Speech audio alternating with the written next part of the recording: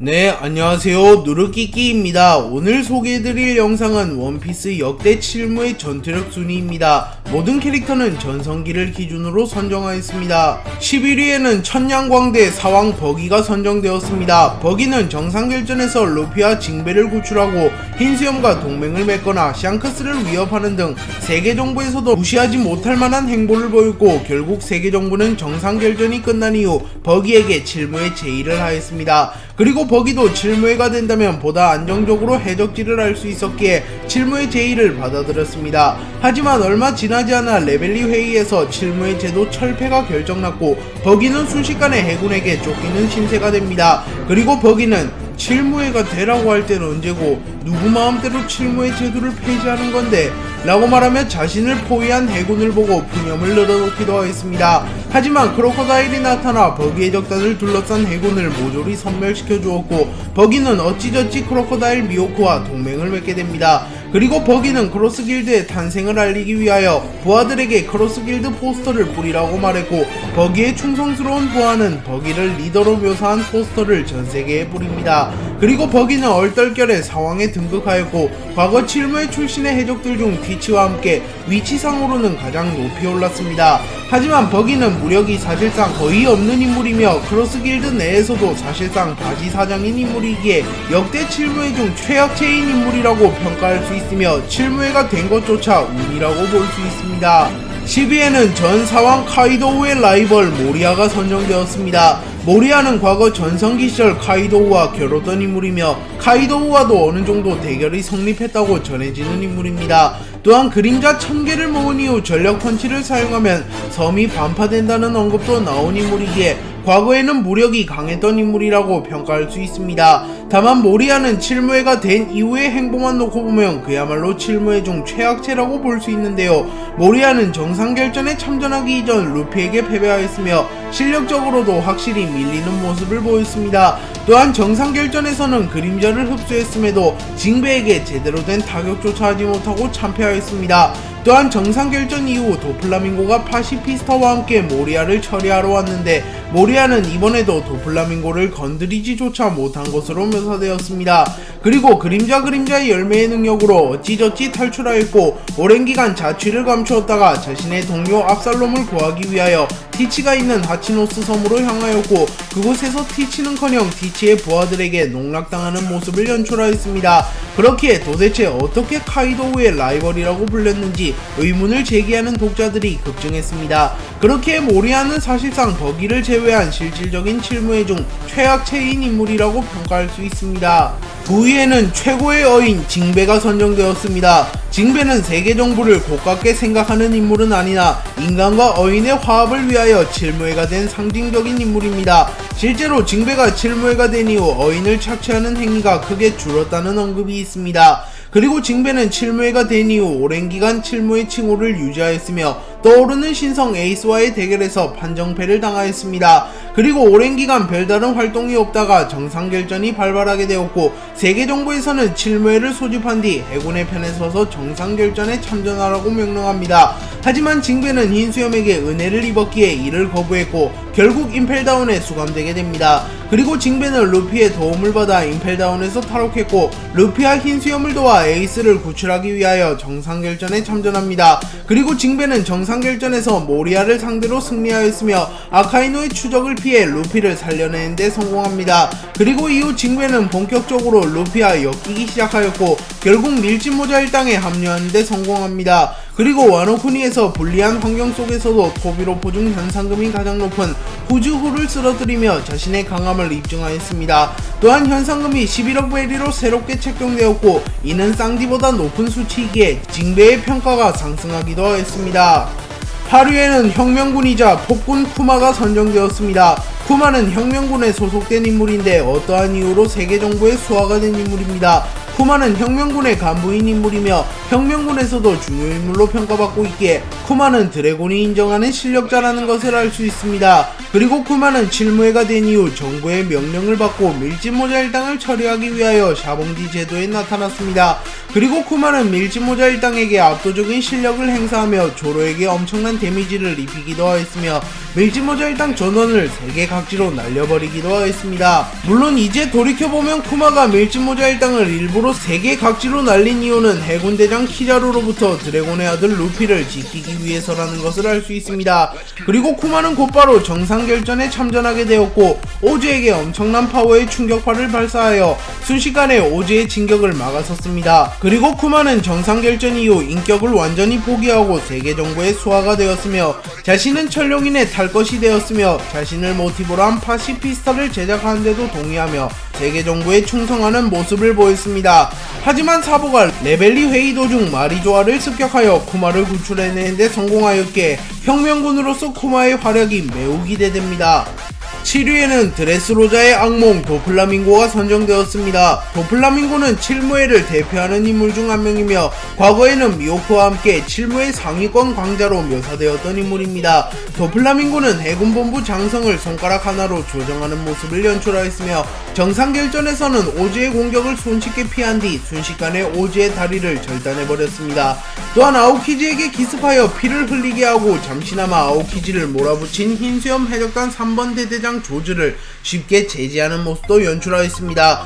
또한 정상결전이 끝난 이후에는 칠무회를 대표하여 모리아를 숙청하러 갔고 모리아를 매우 손쉽게 제압하는 모습을 보여주었습니다. 그렇게 이 당시만 하더라도 도플라밍고의 평가가 절정에 이르렀으나 드레스로자 편에서 후지토라보다 확실히 약한 것처럼 묘사되었으며 결국 루피에게 패배해버리며 도플라밍고의 평가가 수직 하락하였으며 미호크와 위브를 제외한 모든 칠무회의 평가가 하락하였습니다.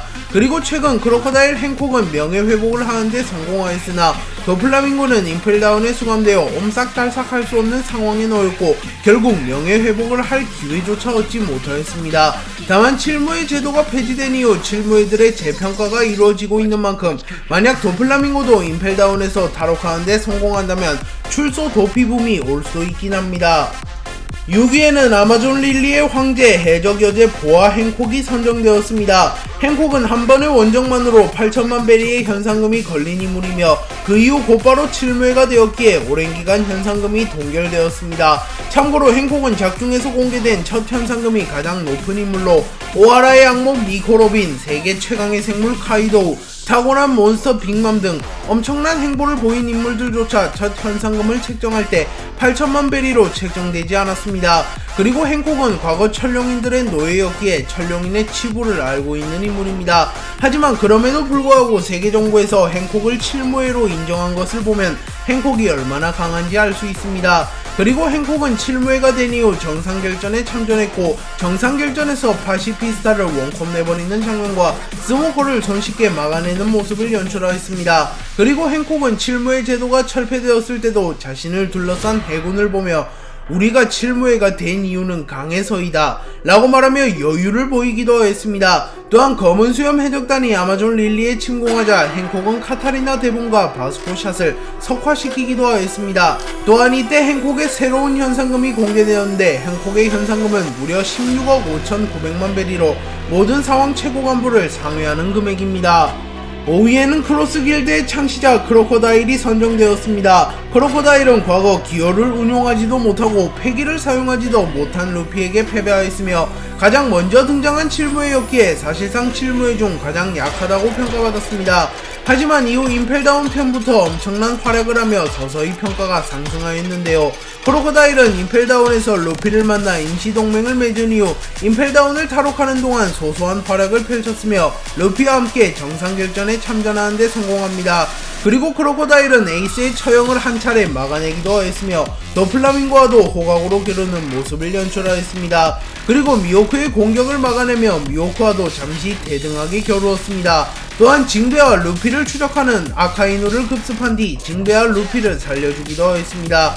그렇게 정상결전 당시 크로커다일은 알라바스타 시절 크로커다일보다 확실히 강하다고 볼 수 있습니다. 그리고 칠무의 제도가 철폐된 이후에는 버기를 찾아가 버기를 포위한 군함 여러 대를 순식간에 괴멸시켰으며 버기 미호크와 함께 크로스 길드를 창설합니다. 그리고 크로커다일의 현상금은 19억 6,500만 베리로 떡상하였으며 과거 20대 시절부터 신세계에서 이름을 날렸던 강자였다는 사실이 공개되며 크로커다일의 평가는 수직 상승하게 되었습니다. 물론 전성기 시절 흰수염에게 패배했다는 언급도 같이 나왔으나 이는 당연한 결과이기에 이 때문에 크로커다일의 명성이 하락하는 일은 전혀 없었습니다. 4위에는 삼선장 드라팔카 로우가 선정되었습니다. 로우는 해적의 심장 100개를 세계 정부에 바치며 칠무회가 되었고 잠깐 동안 칠무회로 활동하였습니다. 하지만 로우가 칠무회가 된 이후 칠무회로서 한 것이 거의 없으며 칠무회로 활동한 시간도 매우 짧았기에 칠무회 로우를 기억하는 사람은 극소수입니다. 로우는 어린 시절 코라손에게 은혜를 입은 이후 코라손을 죽인 도플라밍고에게 복수하기 위하여 살아왔습니다. 그리고 사왕을 모두 때려잡은 이후 해적왕이 되고자 하는 루피와 동맹을 맺었고 로우는 카이도우와 도플라밍고를 격파하자고 제안합니다. 그리고 결국 로우와 루피는 힘을 합쳐 도플라밍고를 꺾었고 사왕 카이도우와 빅맘 연합에 대적하게 됩니다. 그리고 로우는 단기간에 폭풍적인 성장을 하며 패기의 숙련도와 악마의 열매 활용 능력 숙련도가 크게 상승하였고 단숨에 사왕 최고 간부를 초월하는 강자가 됩니다. 그리고 와노쿠니에서 기도와 힘을 합쳐 사왕 빅맘을 쓰러뜨리는 데 성공하였고 현상금도 30억 베리로 상승하게 되며 로우는 신세계를 대표하는 해적으로 자리매김하게 되었습니다. 하지만 아직은 단신으로 사왕이나 해군대장을 쓰러뜨릴 만한 레벨은 아니기에 탈 7무회급으로 불리우는 위블, 티치, 미호크보다는 약할 가능성이 높습니다. 3위에는 자칭 흰수염의 아들 위블이 선정되었습니다. 위블은 압도적인 무력을 바탕으로 7무회에 소집된 인물이라고 소개되었으며 무력이 워낙 강한 인물이기에 해군에서조차 통제하기 어려웠던 인물이라고 밝혀졌습니다. 그리고 해군대장 키자루는 핏줄이야 어찌됐든 한 가지는 확실하지, 녀석은 해적으로서 압도적으로 강해. 마치 전성기 시절의 흰수염처럼. 물론 강함만 그렇긴 하지만 이라고 말하며 위블을 전성기 흰수염급으로 평가했습니다. 그렇게 만약 위블의 무력이 전성기 흰수염과 동일하다면 위블은 역대 7무회 중 압도적인 1위로 평가받을 것이며 루피와 샹크스를 제치고 현 바다의 1인자로 평가받았을 것입니다. 또한 역대로 보더라도 흰수염 거프 로저와 함께 바다의 최강자로 평가받을 가능성이 높습니다. 하지만 아직까지는 정확하게 공개된 것이 없기에 위블을 전성기 흰수염급으로 평가하기엔 무리가 있으며 대략 사왕 정도의 강자라고 추정하고 있습니다. 위블은 7무회 제도가 철폐된 이후 해군이 자신을 둘러싸자 조금 당황했으나 미스 버킨이 해군과의 동맹이 끝났다고 말하자 위블은 돌변하는 모습을 보이며 그럼 다 박살낼 거야, 흰수염의 이름을 걸고 라고 말하며 무수히 많은 해군을 단신으로 상대하면서도 자신감을 드러내는 모습을 연출하였습니다. 2위에는 사왕 티치가 선정되었습니다. 티치는 자신의 계획을 위하여 7무회 칭호를 이용한 유일한 인물인데요. 티치는 자신을 추적해온 에이스를 잡아 세계 정부에 넘긴 뒤 7무회 칭호를 획득했고 에이스가 정부에 넘겨진다면 반드시 흰수염 해적단과 해군본부가 충돌한다고 판단합니다. 그리고 티치의 예상대로 정상결전이 발발했고 티치는 곧바로 경비가 약해진 임펠다운으로 향합니다. 그리고 7무회의 권한으로 정의의 문을 연 뒤 임펠다운에 침공하였고 임펠다운 레벨 6급의 강자들 중 강력한 인물들을 추려 검은수염 해적단을 영입하는 데 성공합니다.